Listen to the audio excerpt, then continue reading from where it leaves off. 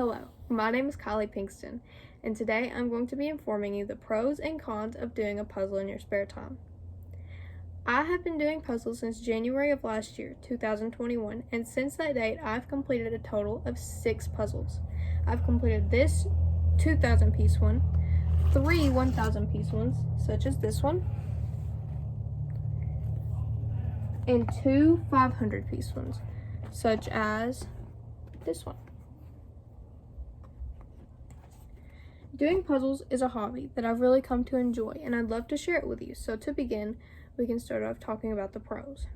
The first pro of doing puzzles is that it will lower your stress levels.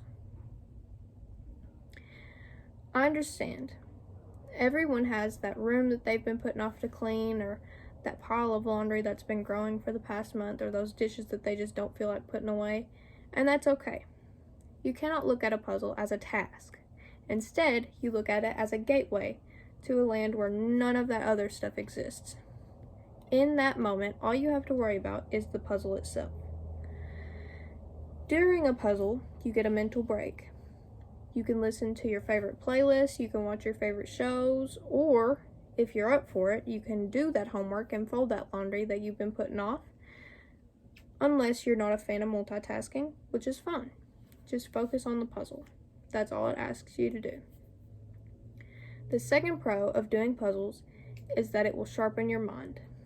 Many people that we look up to, such as teachers, will suggest that we read to keep our minds sharp and ready to work out problems. But many of us don't enjoy reading because with the new age, stuff in writing just doesn't grab us the way that it used to, and that's fine. I myself, and I suggest you all do as well, have resorted to puzzles. Puzzles are good for your mind because they will keep it sharp. You see this shape. You see the 3 points coming out. You see the colors, the green and the yellow and the gray on the inside, and you say, I don't know where that goes. But you look at the big picture and you see the flat edge on the outside and you go, oh, well, it's an outside piece. And, oh, it must be on this side because there's a lot of green and gray and yellow over here. You increase your attention to detail, and that's really good for your mind. The third pro of doing puzzles is that you have a feeling of completion following. So you complete a puzzle. And suddenly you are hit with a wave of success. You just feel so good about yourself. I typically get up and I do that laundry, or I do those dishes, or I do my homework, or I clean my room, or whatever I've been putting off. I feel so completed that I just need to complete more to just stay on this high.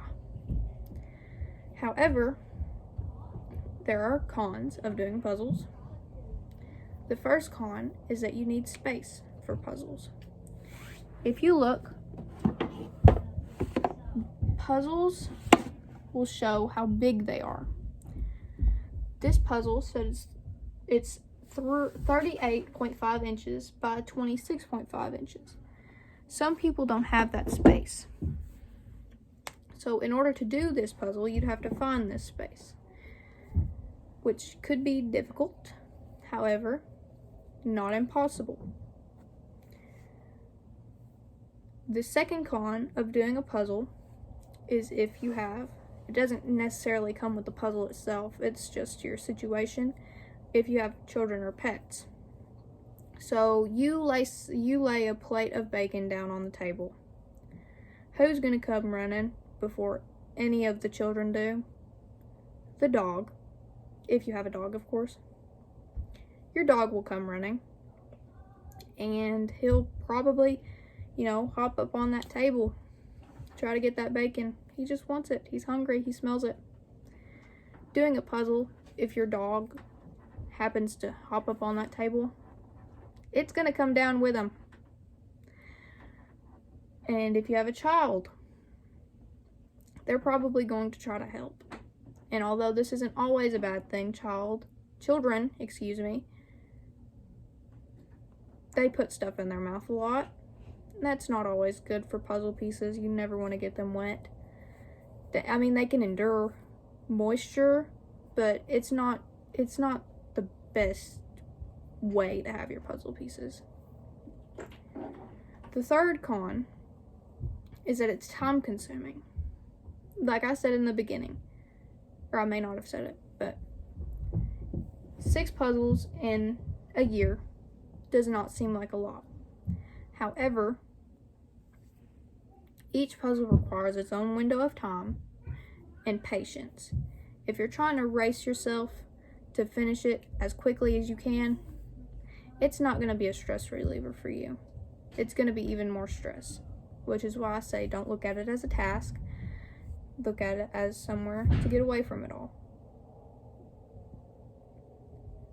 And the fourth con is what you will need.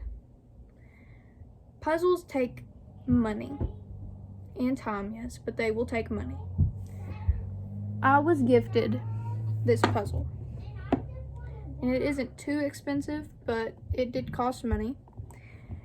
And especially if you want to preserve it, it will cost money. If you don't want to preserve it, all you have to have is the box. But if you want to preserve it, you have to have this. This is puzzle glue. This is an 8-ounce bottle of puzzle glue, which goes for about $5 at Walmart. So even though it's not that much money, if you really enjoy doing puzzles, such as I do,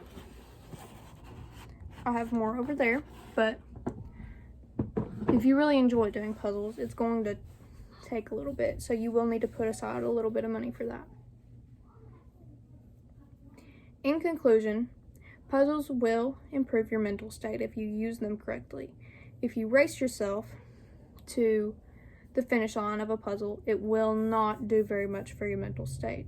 However, it will improve your mental state if you actually do it as a hobby. The main cons of doing a puzzle are it's time consuming, it's space consumption, it's space consumption, and the money consumption. Thank you.